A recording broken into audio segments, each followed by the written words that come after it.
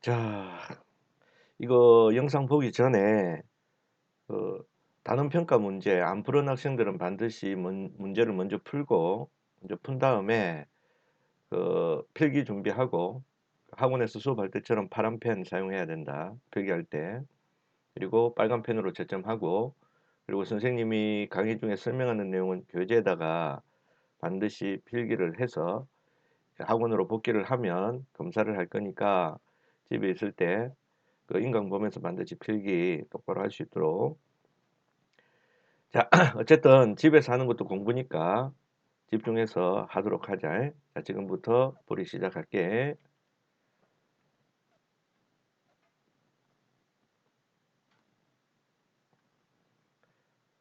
자, 1번 기권에 대한 설명으로 옳지 않은 거. 자, 기권이라고 하면 지구를 둘러싸고 있는 거대한 공기층이다, 그지? 그리고 지표면으로부터 공기층은 어느 정도까지 있다더노? 그래, 무려 1000km 정도까지 존재를 한다라고 얘기했었고, 그 다음에 한 가지 기체로만 되어 있는 것이 아니고 여러 가지 기체가 혼합되어 있는 형태라 그랬지. 그래서 가장 많은 기체가 질소, 이제 이게 약 78% 정도 되고, 자, 그 다음에 산소순이다, 그지? 산소가 약 21%. 자, 요 정도 된다 그랬다. 자, 그리고 기권에는 단순히 이런 기체들뿐만 아니고 수증기가 들어있다 그랬지. 그래서 이 수증기 때문에 다양한 기상현상이 나타나기도 한다라고 얘기를 했었다. 자, 그럼 보자. 1번 기권은 지구 표면을 둘러싸고 있는 대기다. 아유, 좋은 얘기지. 2번 대기는 질소와 산소가 대부분을 차지한다. 그렇다. 그 다음에 지표면에서 높이 약 1000km까지 분포한다. 그러하다. 다음 높이 올라갈수록 공기의 양이 많아진다. 이 좀 이상하지. 많아진다가 아니고 공기의 양은 적어진다라고 해야 맞는 얘기지. 5번 뭐 구름이나 비 등 기상현상을 일으킨다. 이거는 맞는 얘기지. 그림은 기권의 청산 구조를 나타낸 것입니다. 이에 대한 설명으로 옳은 것을 골라보래. 자, 우선 밑에서부터 한번 명칭을 한번 적어볼까? 오른쪽에 뭐 나왔다. 이거 뭐 암소 소리. 자, A. A는 우리가 살고 있는 대륙권입니다. 대륙권은 왜 대륙권이라노? 기상, 기상현상이 매우 활발하면서 대류현상이 활발하다 그랬지. 그래서 대륙권이라는 이름이 붙은 거야. 됐지? 그리고 유일하게 기상현상이 나타나는 곳이 대륙권이다. 그지? 그다음 보다시피 높이 올라갈수록 기온은 어찌 되노? 하강하고 있지. 그래서 높이 올라갈수록 그다음에 기온은 하강합니다. 이렇게 돼야 되겠네. 자, 그다음에 B는 뭐고? B는 성층권이지. 자, 성층권은 자, 봐. 높이 올라갈수록 기온이 오히려 올라간다, 그지? 그지? 자, 그래서 높이 올라갈수록 기온은 오히려 하강하고 있다. 자, 그 다음에 중요한 게 있었지? 여기 무슨 층이 있다더라? 그래, 오존층이 있다 그랬지. 오존층이 있어서 하는 일은 지구로 들어오는 치명적인 자외선을 흡수해서 차단시켜주는 역할을 한다. 뭐 정확하게는 흡수한다라고 해야 되겠지, 그지? 자, 그래서 자, 밑에를 봐라. 선생님이 수업 시간에 항상 강조하는 얘기. 대류가 일어나기 위한 조건을 보면 아래쪽의 공기가 따뜻해야 돼. 근데 성층권은 보면 위쪽은 기온이 높은 데 비해서 아래쪽은 오히려 기온이 낮단 말이야. 그지? 그러다 보면 어떤 일이 생기노? 밑에 공기가 차가워서 대류가 일어나지 못한다. 그지? 그래서 여기는 대류 현상이 없습니다. 네, 그래서 공기가 수직으로 운동을 하지 않으니까 매우 안정한 층이다. 이런 얘기 했었지? 공기 상하 운동이 없다는 얘기야. 그래서 우리가 비행기를 타면은 이 성층권을 항로로 이용한다 그랬지. 그래서 비행기의 항로로 이용됩니다. 뭐 이런 얘기를 했었다. 자, 그 위에가 이제 중간권이네. 중간권입니다. 자, 중간권은 자, 여기는 밑에가 기온이 높지. 그지? 그러면 대류가 일어난다. 아주 중요한 얘기지, 그지? 그래서 대류 현상은 나타납니다. 자, 그런데 여기서 항상 대류권하고 비교하는 게 많이 나오잖아. 자, 대류권에도 대류가 있고 중간권에도 대류가 있으니까 여기서도 기상현상이 나타나지 않는가라고 생각할 수 있는데 아니라 그랬지.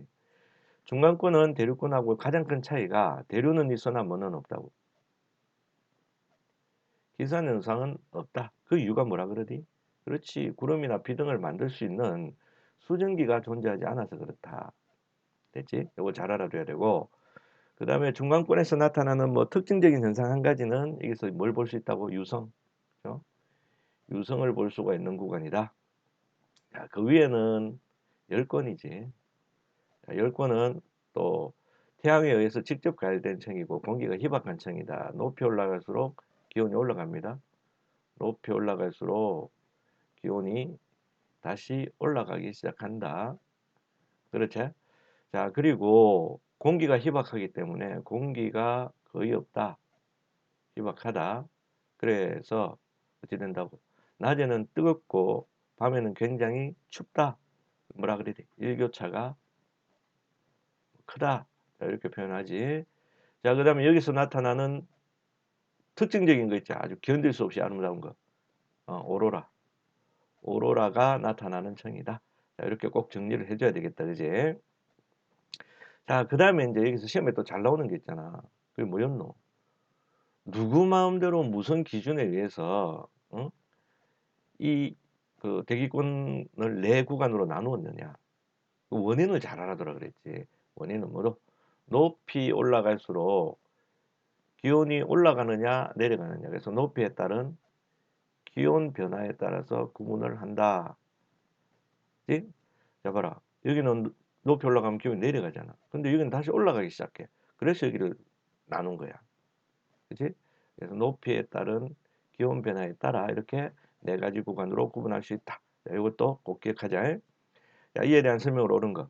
A는 대류권이다. 까지는 좋은데 오존층은 어디고? 성층권에 존재한다. 그지?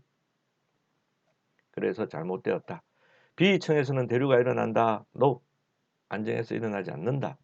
C층은 주로 장거리 비행의 항로로 이용된다. 장거리 비행기의 항로로 이용되는 것은 뭐고? 공기가 매우 안정한 대류가 없는 어디?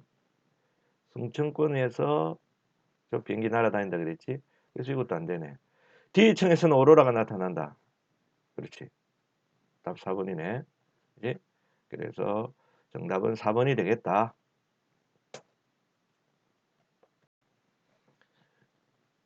B층에서 높이 올라갈수록 기온이 높아지는 까닭이 뭐냐? B가 보니까 성층권이네. 자, 성층권은 뭐가 있다 그랬나 아까? 오존층이 있다 그랬지. 이 오존층이 하는 일이 뭐였더라? 자외선을 흡수한단 말이야. 근데 이 자외선이 굉장히 무지막지한 에너지를 갖고 있는 놈이 얘가. 그지? 그러니까 이 자외선에서 난다. 오존층에서 자외선을 흡수하니까, 그지? 그것 때문에 에너지를 흡수를 하니까 높이 올라갈수록 기온이 올라가게 된다. 답이 눈에 보이지? 그리고 답 2번이 되겠네. 다음. 오른쪽 그림과 같이 설치한 다음 전등을 켜고 1분 간격으로 알루미늄 컵 속 공기의 온도를 측정하였다. 이 실험의 결과를 그래프로 옳게 나타낸 것은, 자, 이 실험은 지구의 복사 평형에 관한 실험이다. 그지? 오래돼서 좀 까먹었지? 자, 복사 평형에 관한 실험이다. 그럼 복사 평형이 뭐냐 하면 지구는 끊임없이 뭘 하고 있노? 태양 복사 에너지를 흡수하지. 그지? 태양 복사 에너지를 흡수를 하고 있습니다. 자, 그런데 흡수만 계속 한다면 지구는 아마도 불덩어리가 될 것이다. 그런데 불덩어리가 되지 않고 연평균 기온이 일정해지는 이유가 뭐라 돼? 흡수한 만큼 뭐 한다 그랬노? 지구가 우주로 방출하는 에너지도 있다 그랬지. 그거를 뭐라 그래서 지구 복사 에너지다 그렇게 얘기했단 말이야. 그래서 받은 만큼 우주로 방출한다. 그거를 지구 복사 에너지라고 한다. 그지? 그런데 결론은 지구가 태양으로부터 흡수하는 에너지 양과 그 다음에 우주로 방출하는 지구 복사 에너지의 양이 어떻다고 같단 말이야. 그래서 평균 기온이 일정하게 유지되는 거, 그런 현상을 우리는 복사 평형이라고 불렀다. 했지? 자, 그러면 이 실험에서는 전등을 태양이라고 보면 돼. 태양. 그렇지? 그 다음에 검은색을 칠한 알루미늄 컵을 지구라고 보면 된다. 그럼 어떤 현상이 생길까? 자, 초기에 흡수량이 많게 되면 기온이 처음 이렇게 올라가는 양상을 보이다가 복사 평형에 도달하게 되면 이렇게 일정하게 된다 그랬지. 그지? 자, 그런 형태의 그래프를 찾아주면 되겠다. 너네 보이지? 다음 몇 번? 2번.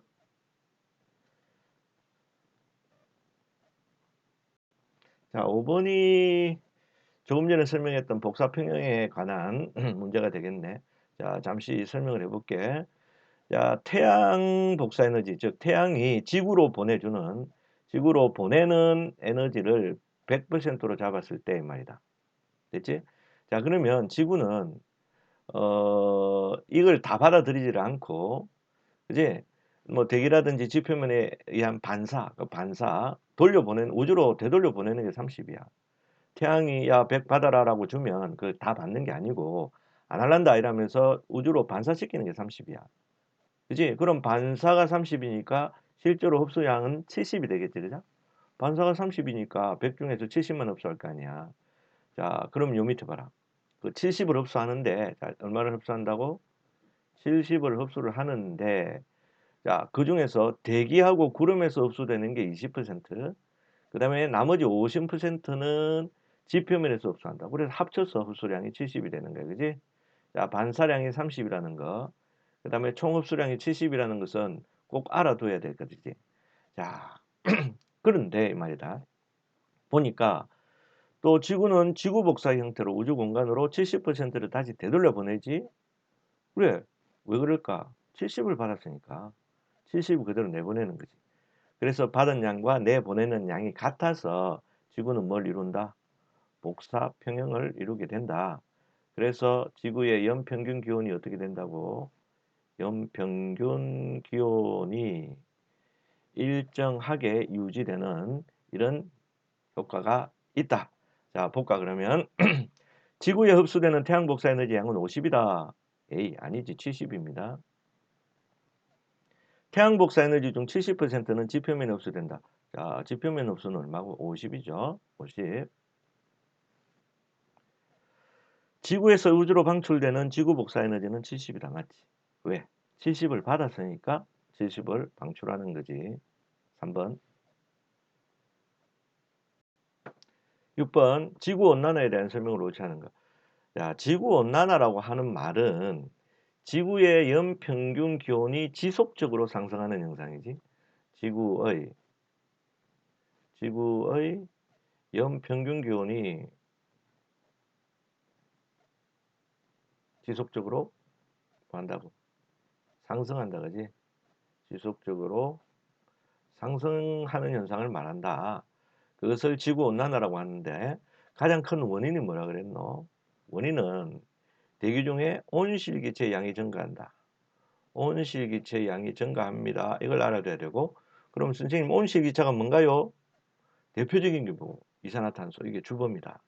그 다음에 그 외에 뭐 메테인이라든지 그 다음에 수증기, 이와 같은 기체들을 우리는 온실기체라고 부른다. 자, 그러면 이러한 놈들이 있으면 왜 지구의 연평균 기온이 높아지는지를 또 알아야 되지. 자, 봐. 얘가 지구야. 그지? 자, 그러면 이 지구는 어떻게 된다더노? 태양으로부터 오는 태양 복사 에너지를 흡수를 한다 그랬지. 그지? 자, 그래서 여기 지구에 대기가 있단 말이야. 지구의 대기, 뭐, 선생님이 온실기체를 이렇게 한번 그려볼까? 그럼 온실기체의 특징이 있어. 어떤 특징이 있냐면은, 태양으로부터 오는 태양 복사 에너지는 통과를 시켜요. 이렇게. 그지? 통과를 시킨다. 그리고 참고적으로 태양 복사 에너지의 거의 대부분은 우리가 볼 수 있는 빛이지, 빛. 그걸 가시광선이라고 하지. 그래서 가시광선의 형태로 지구로 보내진다고. 근데 온실기체는 가시광선을 통과를 시켜. 그치? 자, 그러면 지구가 이제 태양으로부터 온 태양 복사 에너지로 인해서 지구 표면이 가열이 되겠지. 자, 가열이 되게 되면 지구는 또 지구 복사 에너지를 우주로 방출한다 그랬지. 자, 그럼 방출합니다.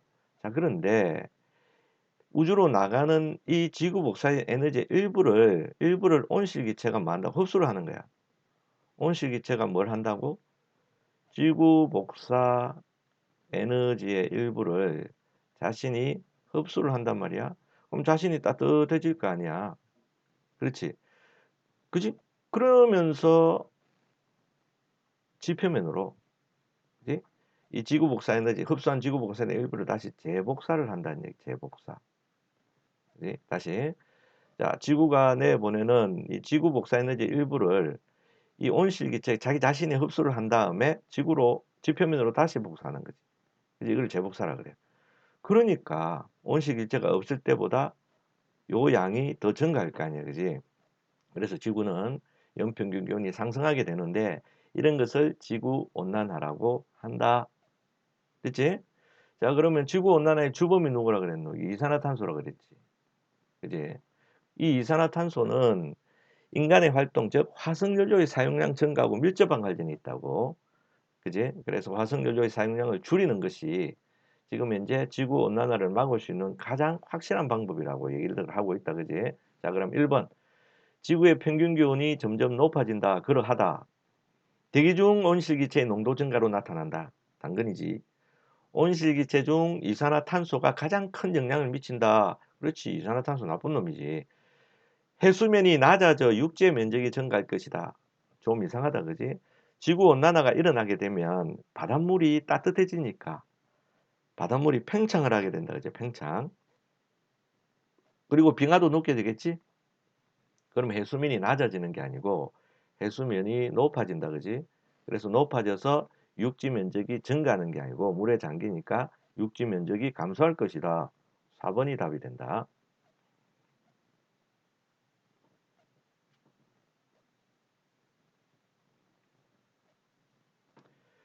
그림은 대기 중 이산화탄소 농도 변화를 나타낸 것이다. 이에 대한 설명을 옳지 않은 거. 자, 1880년대를 지나면서 1900년대 거치고 하면서 점점 이산화탄소 양이 급증하고 있는 것을 볼 수 있다. 그죠? 왜 그럴까요? 그지? 문명이 발달하면서 산업이 발달하면서 화석연료의 양이 증가하는 거야. 사용량이. 그리고 인간들이 숲을 파괴한단 말이야. 숲을 파괴하니까 강압성으로 소비되는 이산화탄소 양이 줄어든 거지. 이제 그것과도 무관하지 않다. 자, 그럼 1번. 기온은 대체로 상승할 것이다. 상승했을 것이다. 그렇다. 왜? 온실기체 양이 많아졌으니까. 2번. 대기 중 이산화탄소 농도가 증가하고 있습니다. 그렇습니다. 과도한 산림 개발은, 산림이란 말은 숲으로 숲이 빼곡한 거, 숲을 말하는 거야. 숲. 이거를 파헤쳐서 뭐 농경지로 만든다든지 하는 그런 개발은 야, 나무가 줄어드니까 식물이 줄어드니까 이산화탄소, 즉 강압성에 이용되는 이산화탄소가 소비되지 못한단 말이야. 그러다 보니까 농도가 급격하게 증가를 하겠지. 3번은 맞는 얘기. 4번. 최근 대기 중에서 이산화탄소 농도가 급격히 증가한 원인은 과다한 화석연료의 사용 때문이다. 그렇습니다. 5번은 좀 이상하지? 온실기체가 증가하여 온실 효과가 약화되었다가 아니고 강화되었다라고 해야지. 5번이네. 5번. 아이고야, 이것도 우리가 힘들어하는 거 나왔네. 그림은 기온과 포화 수증기량의 관계를 나타낸 것이다. 자, 그러면 상대 습도는 얼마냐 물었네. 상대 습도. 그럼 상대 습도가 뭔지를 알아야 되겠지? 자, 상대 습도는 뭐라 그랬노? 어떤 온도에서 포화 수증기량, 그래서 포화 상태에 도달한 공기의 상대 습도를 100%로 잡았을 때 이 말이지. 됐지? 그것에 대한 실제 수증기량의 비율이 어느 정도 되느냐를 말하는 거야. 즉, 포화 상태의 절반의 수증기를 갖고 있으면 습도의 50%, 습도는 50%다. 이런 얘기가 되겠지. 자, 그럼 어쩌고 하면 되나, 상대 습도는? 자, 상대 습도는, 뭐라 그랬노? 어떤 공기가 있으면 그 공기의 현재 온도, 그죠? 현재 온도에서의 포화 수증기량, 그죠? 포화 수증기량 분의 걔가 가지고 있는 실제 수증기량, 그럼 퍼센트를 구하라 했으니까 여기다 곱하기 100을 해주면 되겠습니다. 됐지? 자, 그럼 보자. 비공기니까 이제 비공기가 기온이 몇 도? 25도죠. 25도. 그지? 근데 25도일 때의 포화 수증기량은 20이네, 20. 요게 100%라고. 그지? 그러면 20분의 그런데 얘가 실제로 갖고 있는 것은 이만큼이 아니고 요만큼밖에 안 갖고 있지. 그지? 얼마를 갖고 있노? 요 옆으로 쭉 가면 값이 여기 적혀 있네. 그지? 수증기량이 14.7이네 가지고 있는 게 그러면 14.7 곱하기 100 하면 되겠지. 됐나? 자, 그러면 이게 어느 정도 되겠노? 70%좀 더 되겠다. 그지? 그래서 답은 5번이 되겠네. 약 74%. 됐지?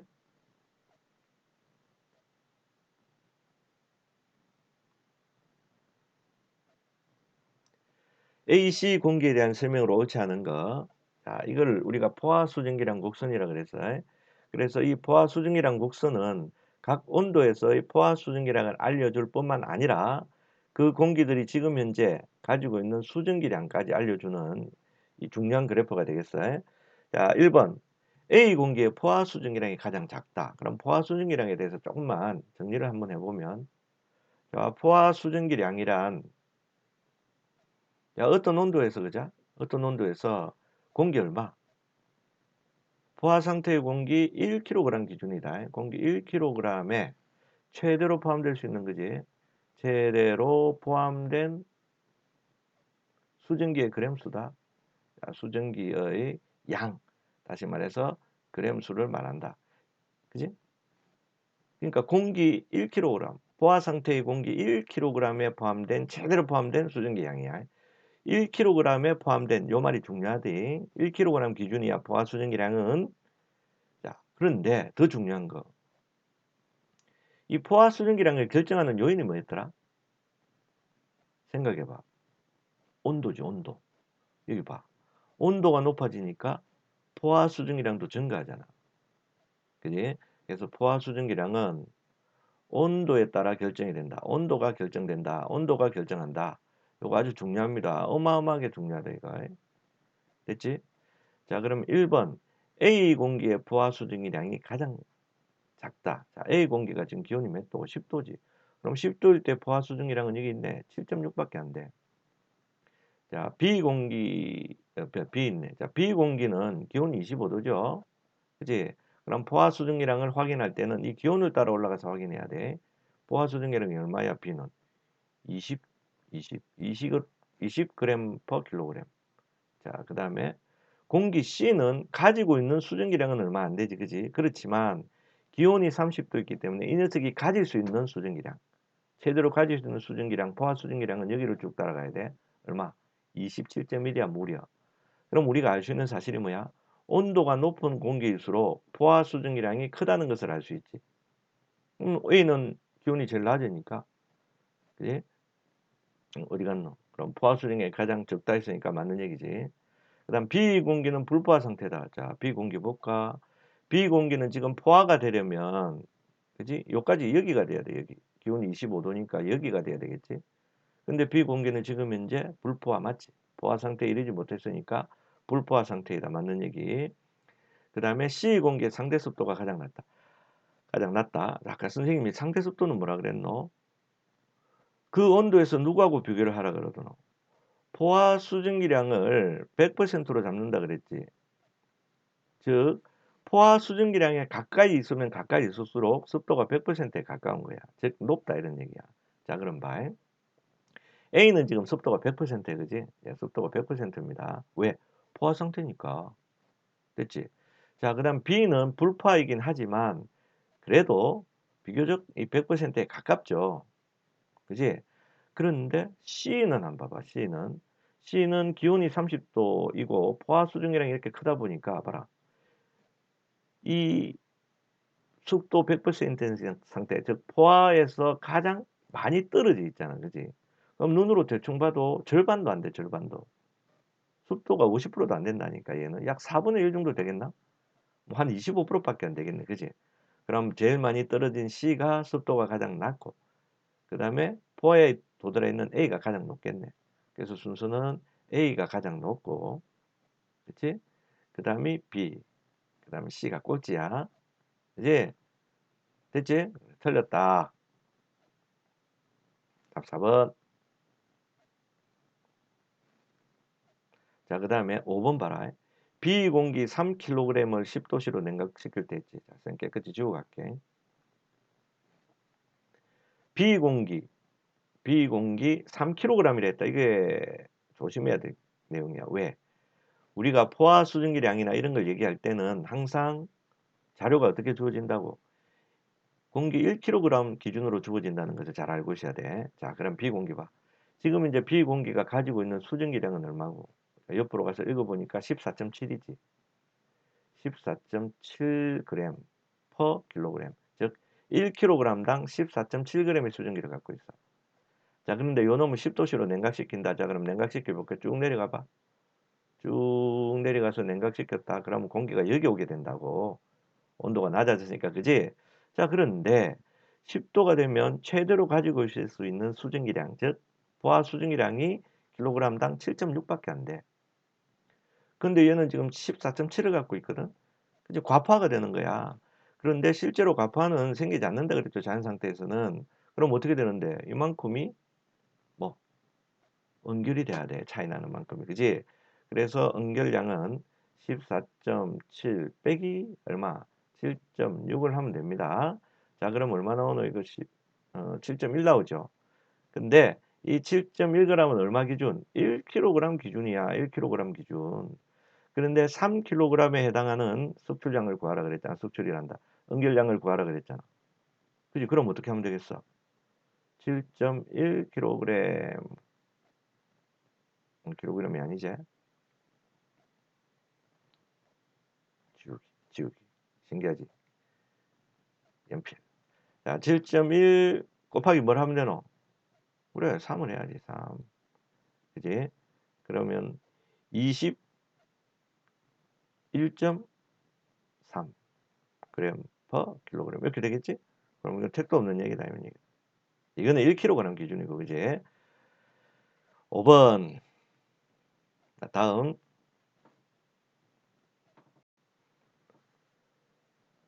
자, 10번. 표는 기온에 따른 포화 수증기량을 나타낸 것입니다. 자, 이걸 보고 대답하라는 얘기야. 자, 10번에 10.6g의 수증기를 갖고 있답니다.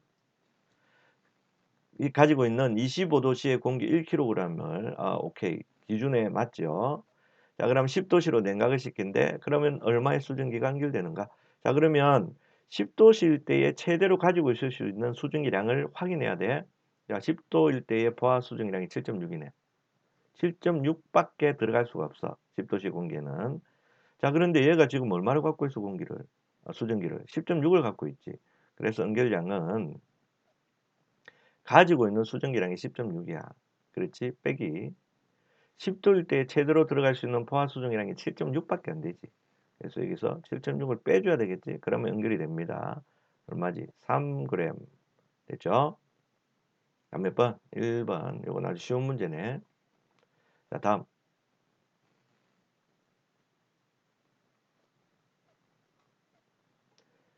30도씨인 공기 2kg. 아이고야, 이거 페인트다, 그지? 2kg. 왜 선생님이 여기 줄치는지 알겠지? 조심하라는 얘기야. 자, 21.2g의 수증기가 들어있습니다. 그러면 있을 점은 얼마입니까? 그리고 상대 습도는 했죠. 자, 여기서 있을 점이 나오네, 갑자기. 그럼 이 있을 점이 뭐라더노? 공기 중에 수증기가 뭘 시작하는 온도? 응결을 시작하는 온도죠. 그래서 응결이 시작되는 온도를 우리가 있을 점이라고 불러주더라. 그런데 있을 점은, 즉, 응결이 일어나서 물방울이 되려면 뭐에 도달한다 그러지? 그렇지. 공기가 반드시 포화 수증기량에 도달해야 된다 그랬지. 다시 말해서 포화 상태에 도달해야 돼. 자, 그런데 얘가 지금 2kg에 21.1을 갖고 있으니까 이거를 기준에 맞게 1kg으로 고쳐주면은 수증기의 얘의 절반을 갖고 있다는 얘기 아니야. 그럼 얼마지? 10.6이지, 그지? 자, 10.6g을 갖고 있다는 얘기야. 됐지? 그러면 이 10.6g이 포화 상태가 되는 온도를 찾아주면 그게 있을 점이야. 그렇잖아, 그지? 자, 그러면 10.6이 포화 상태가 되는 온도가 얼마고? 15도. 그래서 이 공기의 있을 점은 얼마? 15도씨가 되겠습니다. 자, 다음. 상대 습도를 구하래. 그럼 어떻게 구하라 그랬지? 상대 습도는, 그지? 어떤 놈의 현재 온도에서의 포화 수증기량, 현재 온도의 포화 수증기량 분의 이 녀석이 갖고 있는 실제 수증기량 곱하기 100을 하면 된다. 자, 그러면 얘가 갖고 있는 포화 수증기량이 뭐냐? 갖고 있는 게 아니고 얘의 포화 수증기량. 근데 온도가 지금 30도라 그랬잖아. 그럼 30도일 때 포화 수증기량은 27.1이야. 그럼 27.1 곱하기, 그 다음에 얘가 가지고 있는 수증기량은 봐라, 15도가 포화 상태가 된다는 얘기는 15도일 때의 이 수증기량이 바로 얘가 가지고 있던 수증기량이야. 그지?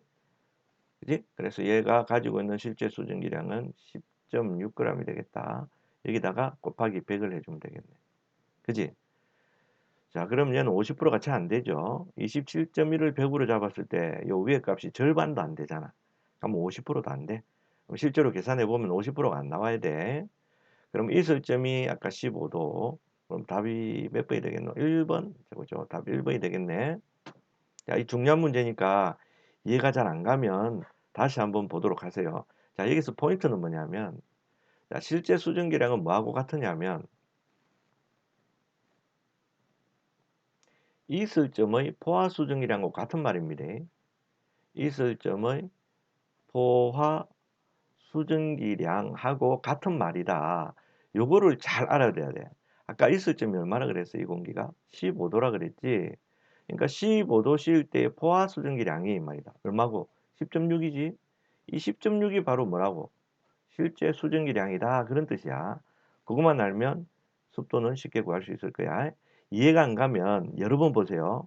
그지? 이게 동영상의 가장 큰 장점이 되겠지. 그 다음 그림은 날씨가 맑은 날 어느 하루 동안의 기온과 있을 점입니다. 야, 맑은 날 나오면은 왜 이렇게 맑은 날이라고 굳이 우리한테 설명을 해줄까? 라고 하면 내포된 뜻이 하나 있다 그랬지. 날씨가 맑다는 것은 비가 안 왔다는 뜻이고, 비가 안 온다는 얘기는 대기 중에 포함되어 있는 수증기량이 거의 변함이 없다는 얘기야. 그래서 수증기량의 변화가 없었다. 하루 종일 수증기량의 변화가 없었다는 것을 이런 식으로 우리한테 제시를 해주는 거야. 됐지? 자, 그리고 여기서 알아야 될 게 있죠. 이게 있을 점 나와 있는데, 자, 있을 점은 응결이 시작되는 온도를 말한다 그랬지. 대기 중에 수증기가 물방울이 되는 온도를 말하는데, 이 있을 점은 누가 결정한다 그랬노? 아주 중요한데? 생각해봐. 그렇지? 수증기량에 따라 결정이 된다. 수증기량이 결정을 합니다. 다시 말해서 수증기량이 많으면 있을 점이 높아져. 수증기량이 적으면 있을 점이 낮아진다고. 그래서 수증기량이 얼마냐에 따라서 결정이 되는 게 있을 점이야. 즉, 그래서 수증기량이 대기 중에 수증기량이 증가를 하게 되면 있을 점도 증가를 합니다. 그 다음에 대기 중에 수증기량이 감소하게 되면 있을 점도 감소를 합니다. 그죠? 그럼 이러면 하루 중에서 수증기량이 변화가 없으면 어찌 되는데 수증기량이 일정하다. 그러면 당연히 뭐도 일정하다. 있을 점도 일정하다. 요걸 우리가 좀 알아둬야 된단 말이야. 자, 그럼 여기 봐라. 이게 지금 있을 점을 나타내주는 파란색 그래프 선 있지. 요게 뭐 0시나 오전 4시나 뭐 12시나 변함이 없죠. 있을 점이 일정합니다. 그 이유는 뭘까? 날씨가 맑아서 수증기량의 변화가 없어서 그래. 그래서 수증기량이 일정하니까 있을 점도 일정하게 나오는 거지. 그렇잖아. 됐지? 자, 그러면 1번 볼까? 공기 중에 수증기량은 13시경에 제일 많았다. 니 혼자 제일 많아라. 거의 똑같다 그랬잖아. 수증기량이 변화가 없었으니까, 그죠? 일정했다? 1번 틀렸어. 상대 습도는 13시경에 높았다 했는데, 자, 이것도 중요한 내용 나왔네. 자, 기온하고 습도는 어떻게 움직인다? 반대라 그랬습니다. 그렇지? 즉 기온이 높아지면은 포화 수증기라는 게 커지니까 상대 습도는 낮아집니다. 상대 습도는 낮아지게 된다. 반대로 기온이 내려가게 되면 상대 습도는 오히려 증가한다. 상대 습도는 오히려 커집니다. 자, 그래서 이런 문제를 풀 때는 기온하고 습도는 반대로 움직인다는 것을 알아두면 굉장히 편리하다 그랬지. 자, 그러면 자, 13시경에 보면 13시경에 기온이 높지요. 그지? 그럼 13시경에는 기온이 높았다. 그렇다면 습도는 뭐였다? 가장 낮았다가 되겠죠. 근데 높았다고 하면 이거 말이 안 되잖아. 그지? 틀렸고. 포화 수증기량은 거의 변화가 없었다. 아니 뭔 소리야. 포화 수증기량은 아까 누가 결정한다 그랬어? 온도가 결정한다니까. 그지? 온도에 의해서 결정이 됩니다. 그럼 봐라. 기온이 높으면 포화 수증기량이 커진다 그랬잖아. 포화 수증기량은 온도가 높으면 높을수록 포화 수증기량은 증가합니다. 반대로 온도가 낮을 때의 포화 수증기량은 감소합니다. 다시 한번 확인해도 포화 수증기량은 누구에 따라서? 온도에 따라서 결정이 된다는 거. 그지? 그럼 하루 중에서 이렇게 기온이 변하고 있잖아. 그지? 그럼 포화 수증기량도 변해야지. 됐죠? 그래서 포화 수증기량은 거의 변화가 없다. 틀렸죠. 이슬점은 기온보다 변화가 컸다. 뭔 소리고 이슬점은 거의 변함이 없었는데 틀렸다. 이날 지표 부근에 안개가 발생했다면 아이고야. 안개가 발생했다라고 하면은 뭐가 높았다는 거? 뭐가 높았다는 거? 자, 습도가 굉장히 높았다는 거죠. 맞습니까? 자, 그다음에 안개는 공기 중에 수증기가 뭐 한 거? 응결을 한 거란 말이야. 그럼 응결을 했다는 얘기는 무슨 얘기고? 이 공기의 온도가 있을 점에 도달을 했다는 얘기가 되겠습니다. 됐죠? 뭐 참고로 또 이야기한다면 뭐 기온이 상당히 낮은 시간이었겠죠. 그래야 습도가 높을 테니까. 기온과 습도는 거꾸로니까. 자, 그래프 보세요. 자, 이게 이슬이 시작되는 온도인데 응결되기 시작하는 온도인데 기온이 여기서 봐. 여기서 보면 이슬쯤에 거의 도달했죠. 맞죠? 그러니까 여기서 뭐가 됐다고? 응결이 일어났다는 것을 알 수 있다. 그럼 이때 시간을 대충 보니까 몇 시고 이게? 4시하고 8시 사이네. 그럼 4시간이니까 6시 그죠? 예. 새벽 6시 정도 되겠네. 그럼 답 5번이네 5번. 이해가 안 가면 다시 봅니다. 다음. 다음은 구름이 만들어지는 과정입니다. 이거는 우리 많이 해서 알지? 구름이 만들어지려면 공기 덩어리가 올라가야 돼. 그러면 공기 덩어리가 올라가다 보면은 외부 기압이 낮아지니까 팽창을 한다 그랬지? 그지? 단열, 팽창. 그럼 단열 팽창을 하게 되면 상승하는 공기 덩어리 기온이 하강.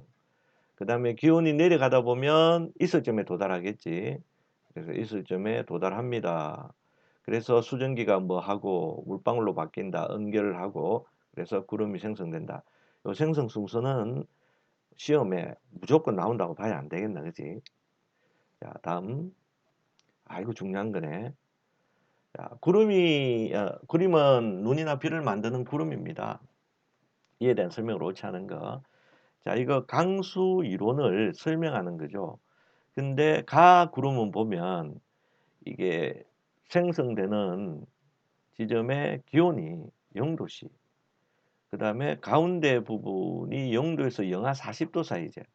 그럼 얘는 적어도 추운 지방이야. 그지? 그럼 얘는 어느 지방에서 생기는 구름? 그렇지? 온대나 한대 지방이지. 우리나라와 같은 온대나 한대 지방에서 생성되는 구름이라는 것을 알 수 있고, 그 다음에 나는 구름이 발달하는 높이대의 기온이 0도보다 낮죠. 여기가 0도니까 그 아래쪽은 0도보다 기온이 높을 거야. 그래서 이 구름은 열대 지방에서 생성되고 있는 것이다. 됐죠? 자, 그럼 1번. 가는 중위도나 고위도에서 발달하는 구름이다. 그렇죠. 그리고 여기 봐야 될 게 바로 얼음 알갱이가 있죠. 이 구간이 온도가 낮으니까 빙정이라고 하는 얼음 알갱이가 구름 속에 포함되어 있는 것을 볼 수가 있다. 자, 그러면 가 구름에 의해서 내리는 비는 우리가 찬비라고 했는데 자, 이 비가 어떻게 내린다 그러더노? 그렇지. 이 빙정에 이 주변 물방울에서 증발한 뭐 수증기, 그죠? 이 수증기가 빙정에 달라붙는다. 자, 다시 어떻게 한다고? 자, 빙정에 수증기가 붙는다 그랬지? 수증기가 붙어서 성장을 합니다. 성장을 하면은 뭐가 된다고? 이게 눈이 된다 그랬지, 눈. 그렇지? 그러면 무거워져서 밑으로 떨어지게 됩니다. 근데 이게 눈이 떨어지다가 밑에 영도보다 온도가 높아서 녹아버리면 비가 되는 거지. 그래서 찬비가 된다 그랬단 말이야. 그지? 그 다음에 한겨울이라서 기온이 0도보다 낮았다. 그럼 그대로 떨어지면 그건 그냥 눈이고. 그지? 그래서 기온이 높아서 녹으면 그게 비가 됩니다. 라고 설명하는 이 이론, 이 강수 이론을 우리는 뭐라고 불렀더라? 그렇지. 빙정에서 만들어진다 그래서 이거를 빙정설이라고 불렀다 그지? 이제 자, 그럼 2번 봐. 가에서는 수증기가 달라붙어 얼음알갱이가 뭐라 그랬노? 빙정이라 그랬지, 그지? 그래서 이 빙정들의 얼음알갱이, 이 빙정들에 뭐가 달라붙어서 수증기가 붙어서 눈이 됩니다, 그죠? 점차 커집니다. 그 다음에 3번. 가는 눈과 비가 내리는 과정을 모두 설명할 수 있다. 그렇다. 눈이 만들어져서 죽어서 그대로 내리면 눈이고 녹으면 비란 얘기야. 그치? 자, 그럼 4번. 자, 나는 봅시다. 나는 열대지방이고 구름이 발달하는 높이가 0도보다 밑에야. 그래서 얼음이 있을 수가 없지. 왜? 구름 자체의 온도가 0도보다 높으니까. 그치? 그래서 물방울들만 있게 됩니다. 자, 그런데 비는 어떻게 내리나요? 이 미세한 물방울들이 서로 뭐 부딪혀서 뭐 충돌하다 보면 물방울이 커진다는 거예요. 물방울이 커져. 그러니까 무거워지겠지. 그럼 그대로 밑으로 떨어진다는 거야. 이제 이렇게 설명하는 강수 이론을 우리는 병합설이라고 불렀다. 물방울이 합쳐진다는 그런 의미가 있는 학설이야. 됐죠? 자, 그러면 나에서는 차가운 비가 절대 내릴 수 없죠. 차가운 비는 뭔데? 눈이 녹아서 됐으니까 차갑지. 근데 여기는 물방울이 그대로 떨어지니까 차가운 비가 아니고 따뜻한 비라고 합니다. 따뜻한 비가 내립니다. 그래서 틀린 답은 일단 4번이 되겠고, 됐지? 이와 같이 설명한 학설을 병합석이라고 했고, 이런 비는 열대지방에서 내린다.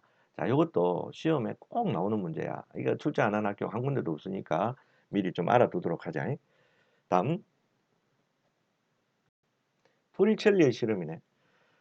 자, 유리관에다가 수온을 가득 채우고, 그지? 놔두면은 가득 차 있던 수온이 밑으로 쭉 내려오면서 이게 진공 상태가 되고, 그지? 여기가 진공이 되고, 그 다음에 어느 순간 수온 기둥이 내려오다 멈춘다. 그지? 이제 해수면 부근에서 이 높이를 측정하면 약 76cm가 나온다 그랬지. 그지?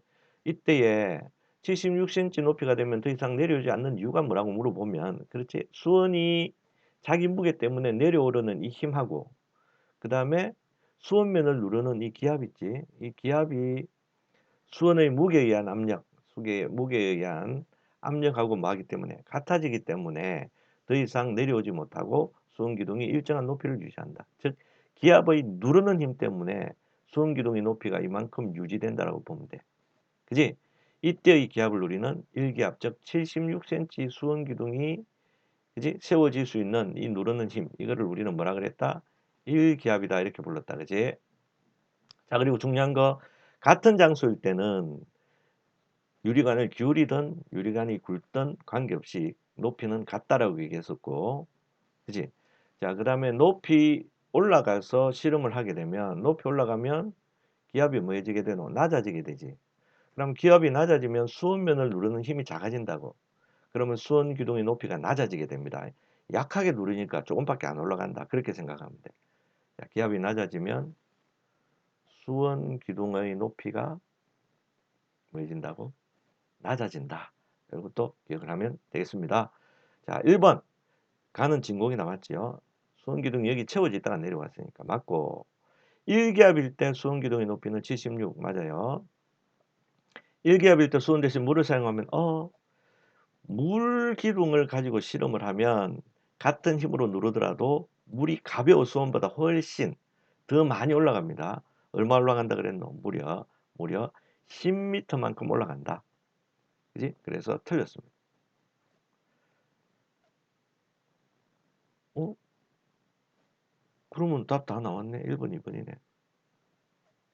예. 자, 그 다음에 4번은 왜 틀렸는지 알지? 기울이더라도 같은 압력이라면 높이가 같다라고 해야죠. 그 다음에 더 굵은 유리관으로 실험하더라도 같다라고 해야 돼. 답 1번, 2번. 자, 넘어가기 전에 1기압 한번 정리할까? 지울게. 1기압은 76cm HG, 즉 수온기둥 76cm 높이. 자, 그 다음에 물로 하면 얼마나 그랬노? 물기둥은 10m, 10m, 약 10m의 물기둥.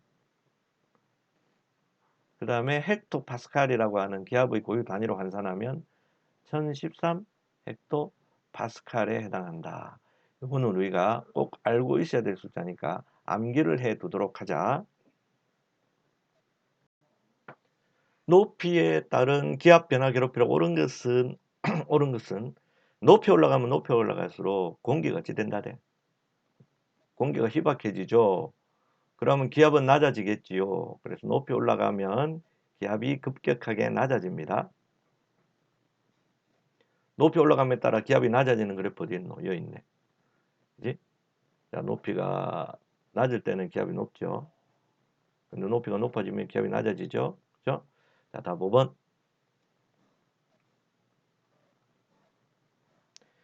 오른쪽 그림은 해안에서 하루를 주기로 풍량이 바뀌는 바람, 즉 해류풍에 관한 그림이네, 그지? 자, 그러면 선생님 이 그림 놓으면은 꼭 그림에다가 뭐 적으라 했죠. 자, 바람이 여기 셀로 부네. 지금 육지에서 바다 쪽으로 부니까 바람의 이름은 뭐가 되겠노? 육풍이 되겠죠. 그럼 육풍은 언제 붑니까? 밤에 붑니다. 자, 그 다음에 바람은 기압이 높은 데서 낮은 데로 부니까 이쪽이 고기압, 자동으로 여기는 저기압. 자, 그리고 기압과 기온은 거꾸로라 그랬지? 그럼 고기압 쪽이 상대적으로 저온이 되겠고, 저기압 쪽은 거꾸로 기온은 높은 고온 지역이 되겠다. 그래서 저기압에서는 무슨 기류가 생기고 상승 기류가 생기고 그다음에 저기압에서는 이렇게 하강 기류가 생깁니다. 됐지? 자, 그다음에 이와 같은 해류풍이 나타나는 이유는 뭐라 그랬노? 그렇지. 가열되고 냉각되는 속도 차이 때문이라 그랬지. 그래서 바다가 이 말입니다. 바다가 육지보다 더 천천히 가열이 되고, 그다음에 천천히 식기 때문입니다. 바다가. 그렇지? 자, 그럼 보자. 해풍 아닙니다. 해풍은 낮에 불지요. 근데 이거는 육지에서 부는 바람입니다. 육풍이라고 해야 되겠지, 그지? 해풍 아니다. 틀렸다. 낮이다. 지금 얘가 육풍이잖아. 낮이 아니고 밤입니다. 해풍이 낮입니다. 그 다음에 육지가 바다보다 기온이 높다. 그림 보세요. 육지가 고기압이죠. 그럼 기온은 낮아야죠. 그죠? 낮다. 자, 바다가 육지보다 기압이 낮다. 바람이 육지에서 바다 쪽으로 가죠. 그지? 그럼 육지 쪽이 무슨 기압? 고기압이죠. 맞는 얘기네. 다음 몇 번? 4번. 5번은 바다가 육지보다 빨리가 아니고 천천히 가열되기 때문에 생기는 현상입니다. 다음. 그린 가와 나는 우리나라 주변에서 1년을 주기로 풍량이 바뀌는 바람입니다. 자, 볼까요? 자, 이거는 북태평양 쪽에서 시베리아 쪽으로 바람이 불지. 그러면은 풍량을 보니까 이게 남동 계절풍이다, 그지?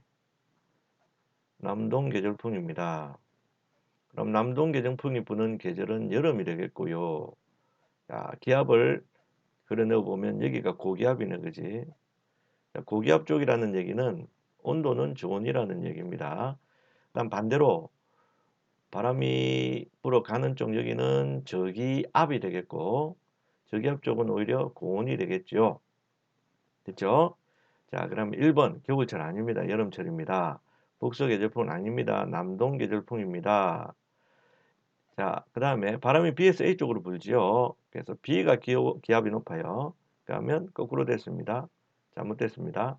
그 다음에 C는 D보다 기압이 높다. C 볼까요?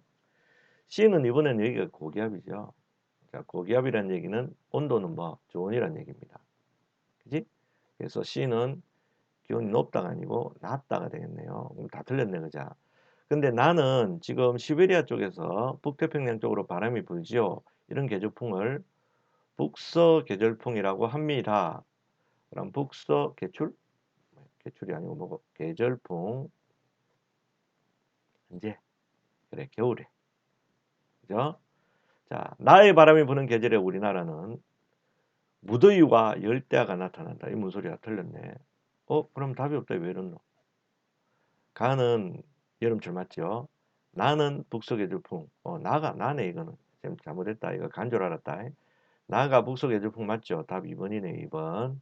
I'm so sorry. 답 2번. 자, 다음.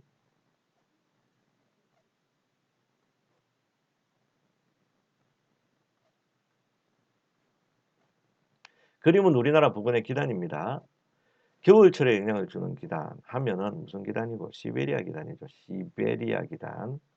그럼 시베리아 기단 어디 있노? 여기 있네. 그지? 그래서 얘가 시베리아 기단이다. 성질은 어떻노? 위에 있고 육지 쪽에 있으니까. 그지? 한랭, 다습한 기단이 되겠습니다. 됐나? 다습이 아니고 왜 이러노? 건조죠. 자, 한랭 건조합니다. 시베리아, 시베리아 기단, 한랭 건조한 기단 어디 있노? 답이. 한랭 건조 A 한랭 건조. 답 1번.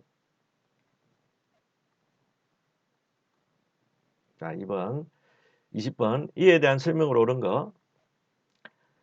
자, A는 봄과 가을이 아니죠. A는 아까 뭐라 그랬노? 시베리아 기단으로서 우리나라에 언제 영향을 준다고? 겨울철에 영향을 줍니다. 그럼 얘는 틀렸고요. 자, B가 양쯔강입니다. 양쯔강 기단은 언제 영향을 주노? 얘가 봄, 가을에 영향을 주지요. 그 다음에 성질은 온난하면서 대륙 쪽에 있으니까 건조한 기단이 되겠습니다. 자, B는 양조한 기단으로서 겨울이 아닙니다. 봄, 가을에 영향을 줍니다.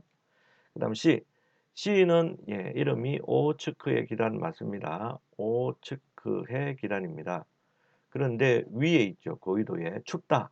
바다 쪽에 있다. 다습하다. 그래서 한랭다습한 기단이다. 예? 그래서 한랭 건조가 아니고 한랭 다습이 되겠습니다.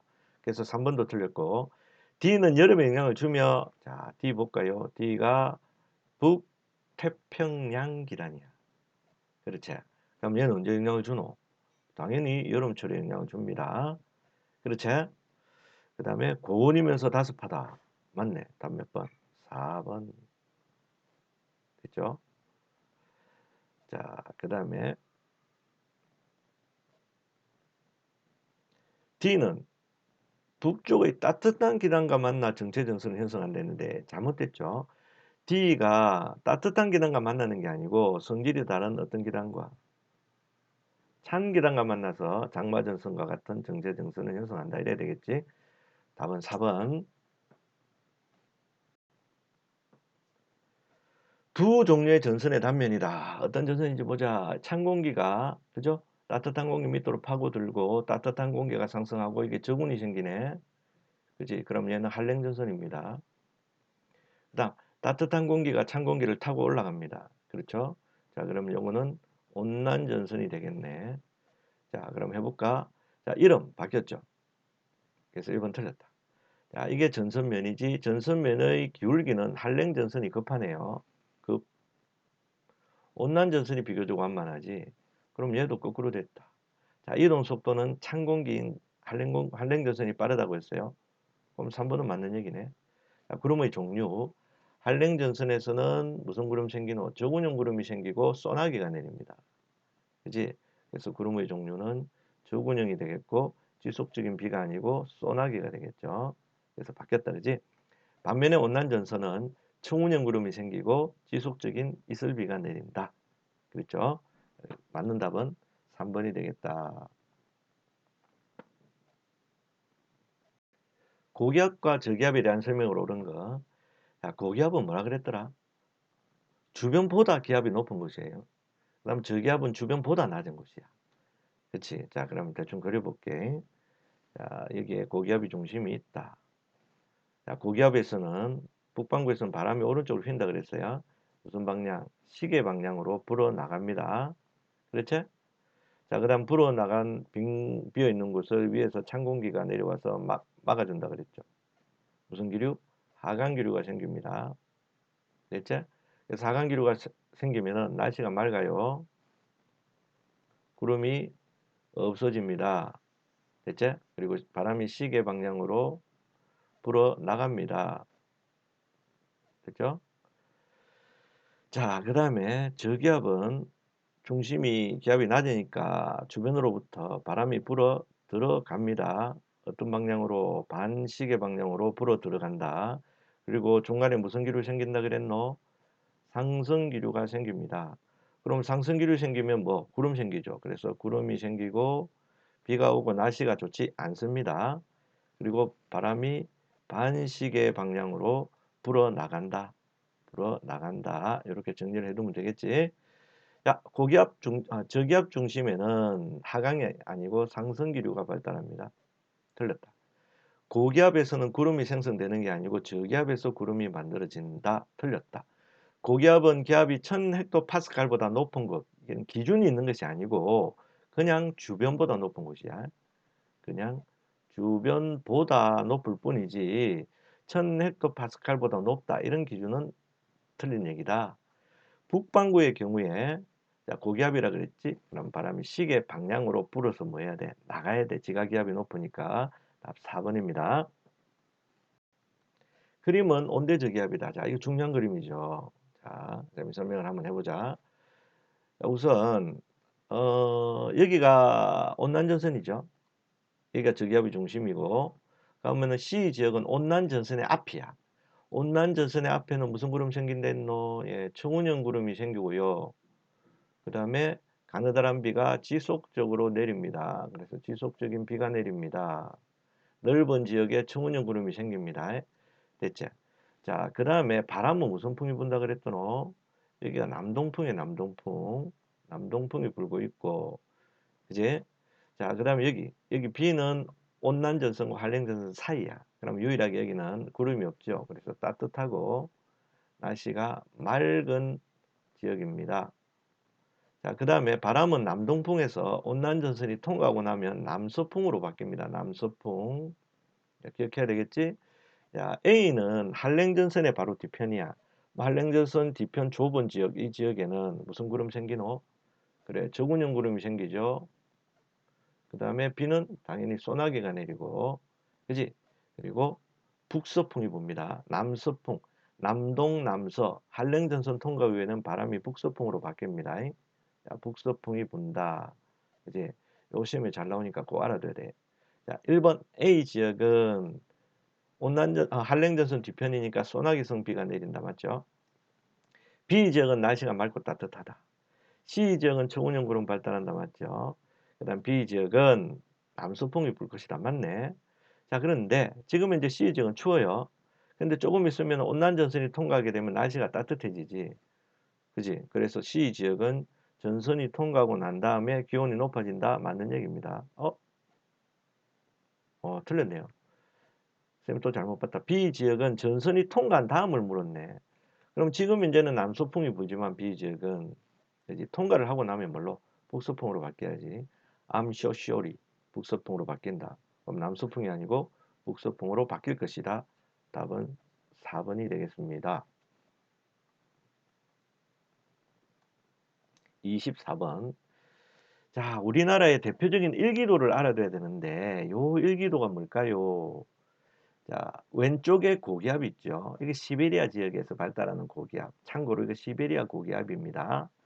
그리고 우리나라의 동쪽, 즉 오른쪽에 뭐가 있노? 저기압이 위치하고 있죠. 이런 기압 비치를 동쪽의 고기압, 서쪽의 저기압이라고 그래서 동고, 거꾸로 됐네. 계속 거꾸로 얘기한다 지금. 이게 서쪽이고 이게 동쪽이죠. 암소 소리. 자, 그래서 지울게 다시.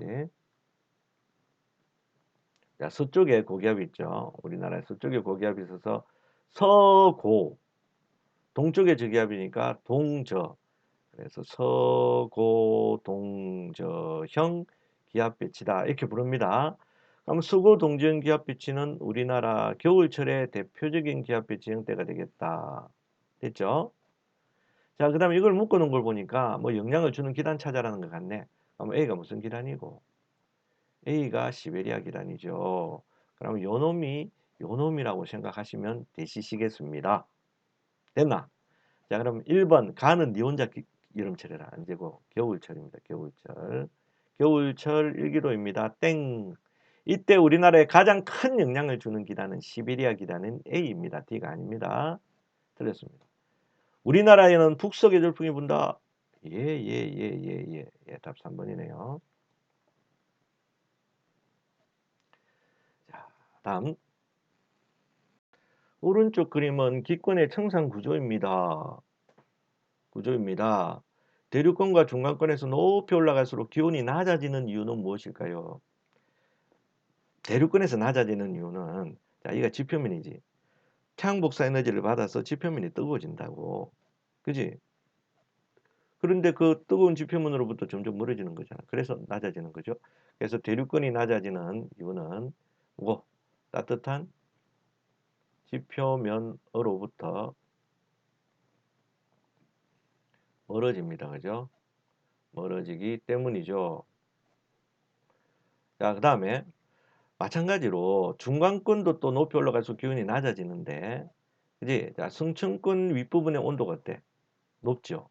그럼 여기는 따뜻한 곳이란 말이야. 성층권, 그지? 여기서 멀어질 거예요. 그래서 낮아지는 까닭은 뭐로부터 멀어지기 때문에 따뜻한 성층권으로부터 멀어지기 때문이다. 자, 중학교 2학년은 이 정도 수준으로만 답을 하면 되겠습니다. 2학년이란다. 죄송. 3학년들은 자, 대륙권과 중간권의 공통점과 차이점을 수술하세요. 자, 일단 대륙권, 중간권 하면은 대류가 있다 그랬죠. 그래서 공통점은 뭐라 그랬노? 공통점은 둘 다 대류 현상이 나타난다. 자, 그다음 차이점은요. 차이점은 대륙권에는 기상현상이 있다 그죠? 대륙권에는 뭐가 있어서 기상현상이 있다 그자? 기상현상이 있지만 그럼 중간권은 뭐라고 썼고 중간권은 뭐가 없어서 수증기가 없단 말이야. 그래서 수증기가 없어서 뭐가 나타나지 않는다. 기상현상이 나타나지 않습니다. 자, 이렇게 답을 쓰시면 되겠습니다.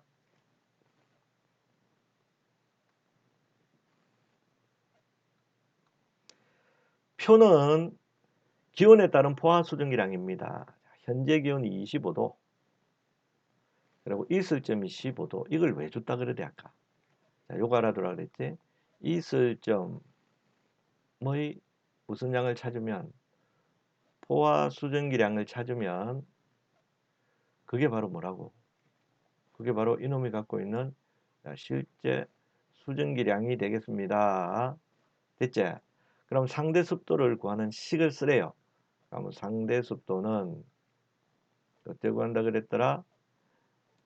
그 공기의 현재 온도에서의 포화 수증기량 분해, 즉 현재 온도의 포화 수증기량을 말고 현재 온도의 포화 수증기량 분해, 이놈이 갖고 있는 실제 수증기량 곱하기 100입니다. 숫자를 넣어 봅시다. 현재 온도가 25, 그럼 20분의 실제 수증기량은 있을 점의 포화 수증기량, 있을 점이 15도라 그랬죠. 그럼 여기가 10.6이 되겠네. 20분의 10.6 곱하기 100입니다. 즉 그러면 상대 습도가 나오겠습니다. 여러분 계산하셔서 이제 여기다가 적어서 선생님한테 검사 받습니다. 다음 구름이 만들어지는 세 가지 경우. 중요하죠. 구름이 만들어지기 위해서는 반드시 공기가 뭐 해야 돼? 상승을 해야 됩니다. 그럼 공기가 상승하는 경우는 뭐가 있을까요? 첫 번째, 뭐 공기가 한 부분만 집중적으로 가야 된다 그랬죠. 그래서 공기가 국지적, 그러니까 좀 어려운 말로 국지적으로 가열된다라고 합니다. 그러니까 전체적으로 고르게 넓은 지역에서 동시에 가열되는 게 아니고 어느 한 부분만 집중적으로 가열된다. 그죠? 그러면 따뜻하게 되겠죠. 그럼 가벼워져서 상승하게 됩니다. 그래서 가열될 때에 자, 그다음 두 번째 공기가 산을 만난다. 공기가 산을 이렇게 만나게 되면 산의 경사면을 따라서 이렇게 상승을 하게 돼. 그러면 여기 구름이 생깁니다. 그죠? 자, 그래서 공기가 산을 타고 상승을 하는 경우에 생길 수 있다. 자, 그 다음 세 번째, 뭐가 생기면, 그렇죠? 저기압 중심에서 무슨 기류가 생길 때? 상승 기류가 생길 때에 만들어집니다. 자, 일단 뭐 이 세 가지 쓰면 되고, 뭐 한 가지 더 빠진 게 있지. 뭐 있노? 한랭전선이나 온난전선, 그죠? 한랭전선이나 온난전선, 그죠? 즉, 찬 공기와 따뜻한 공기가 만난 거죠. 그럴 때에 구름이 만들어집니다. 그죠? 그래서 세 가지 정도 답을 쓰면 되고 이거 써도 맞습니다. 찬 공기와 따뜻한 공기가 만날 때 그죠? 찬 공기와 따뜻한 공기가 만나서 맞죠? 누가 상승할 때 따뜻한 공기가 상승을 하는 거죠.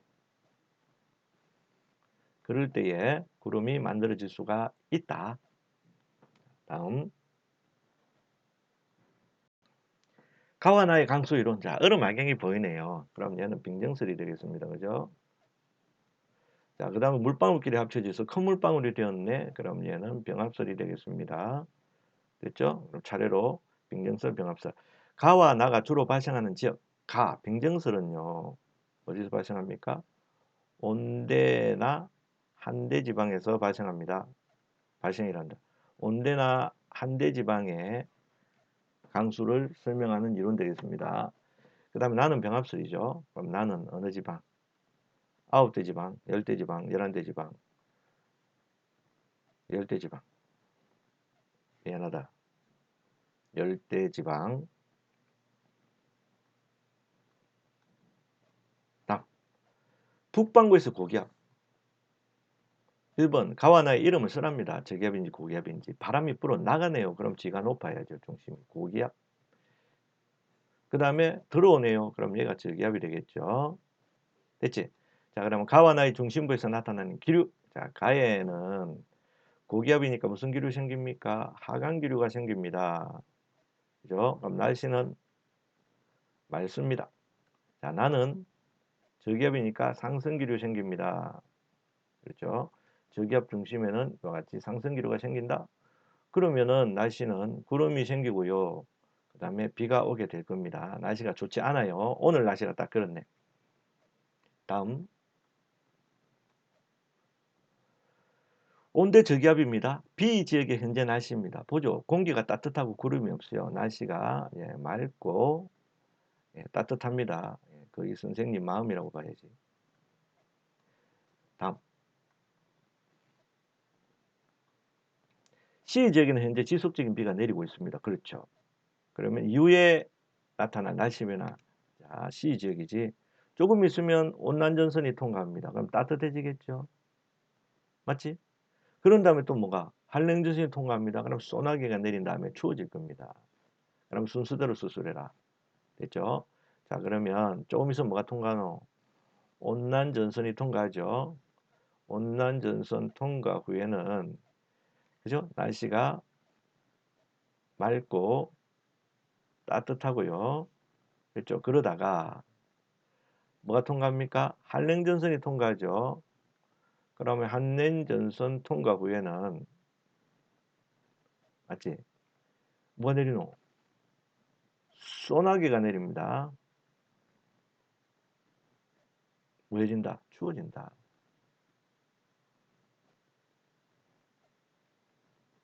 됐죠? 자, 이런 식으로 설명을 하면 되겠습니다. 오른쪽 그림은 우리나라 어느 계절입니다. 자, 이게 보면 북태평양 쪽에 고기압이 발달해 있어요. 여기가 무슨 기단 있는 쪽이야? 그래, 북태평양 기단. 여름철입니다. 그죠?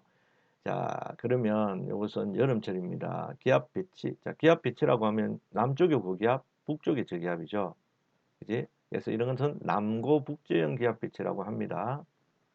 남고 북저형 기압배치다. 자, 그다음 계절은 언제입니까? 여름철에 해당하고요. 가장 큰 영향을 주는 기단은 북태평양 기단이 되겠습니다. 됐죠? 그 다음에 특징을 두 가지만 써라. 밤에도 굉장히 더워서 잠을 못 잡니다. 뭐 열대야. 맞습니까? 그 다음에 날씨가 굉장히 무덥다. 무더위. 무더위. 열대야.